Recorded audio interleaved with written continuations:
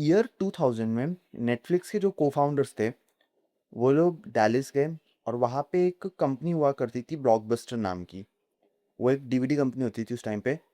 तो उस कंपनी को उन्होंने $50 मिलियन ऑफ़र किया, अपनी जो कंपनी है नेटफ्लिक्स, उसको फुल्ली एक्वायर करने के लिए, जो कि वो कंपनी ब्लॉकबस्टर उसने डिक्लाइन कर दिया वो ऑफ़र, और नेटफ्लिक्स की वो जो डील थी वो हो नहीं पाई। मैं ये सोचता हूँ कि अगर उन लोगों ने वो ऑफ़र उस टाइम पे एक्सेप्ट कर लिया होता, तो नेटफ्लिक्स कहाँ होता आज? होता भी या फिर नहीं? चलो एक बार के लिए इमेजिन करते हैं कि ये जितनी भी अभी एग्जिस्टिंग फेमस ओटीटीज़ हैं, जैसे कि अमेज़न प्राइम और नेटफ्लिक्स और एचबीओ एक्सेट्रा एक्सेट्रा, वो कभी एग्जिस्ट ही नहीं करती। उन लोगों के मन में ये आइडिया आता ही नहीं कि हमें एक ओटीटी खोलना है, हमें एक ओटीटी बनाना है, और उनका एग्जिस्टेंस ही ख़त्म हो जाता। तो क्या होता? अब इसमें मेरे दिमाग में ना 2 चीज़ें आती है।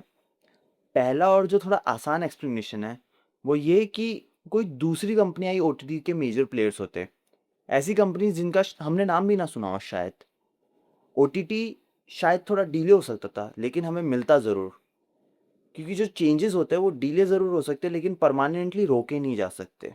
अब ये तो एक एक्सप्लेनेशन हो गई। दूसरी जो एक्सप्लेनेशन है, वो और भी ज़्यादा एक्साइटिंग है। क्या होता कि अपन लोग जो है ना, वो एंटरटेनमेंट इंडस्ट्री में एक अलग डायरेक्शन में ही चले जाते हैं। एक ऐसी डायरेक्शन जिसके बारे में हमने कभी सोचा भी ना हो। अब वो जो डायरेक्शन होती, वो एक अपग्रेडेशन भी हो सकता था और डिग्रेडेशन भी। वो हम लोग नहीं जानते।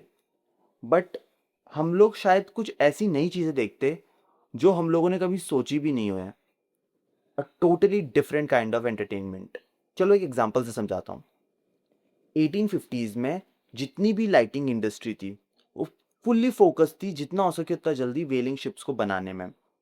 हज़ारों सेलर्स अपनी जान को रिस्क पे लेते थे और व्हेलों का शिकार करने जाते थे समुद्र में, उनके ब्लबर के लिए। अब ये ब्लबर क्या होता था, ये एक प्रीमियम लाइटिंग ऑयल होता था, लाइटिंग फ्यूल होता था, जो लैंप्स को जलाने के लिए काम आता था। और फिर इन्वेंशन हुआ केरोसिन का। बूम!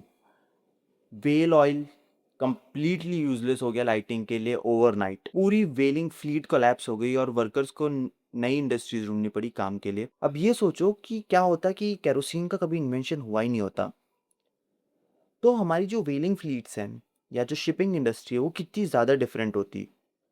क्या पता अभी के मुकाबले और एडवांस होती। इसीलिए ये चीज़ मुझे इतनी ज़्यादा एक्साइट करती है कि क्या होता कि कभी ओटीटी एग्जिस्ट ही नहीं करता।